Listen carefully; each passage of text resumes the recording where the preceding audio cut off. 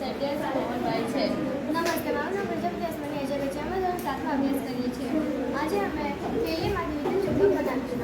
સાધન સામગ્રી એક બેટરી, ખીલી અને તાર, બેટરી અને ટાંકણીઓ લઈશું. હવે 75 સેમી લાંબો સેમી વાયર લઈશું. ખીલીને ફરતે તેને પૂંછડા જેમ કાઢીશું. તેને બેટરીની સાથે જોડીશું. આપણો વિદ્યુત ચુંબક રેડી છે.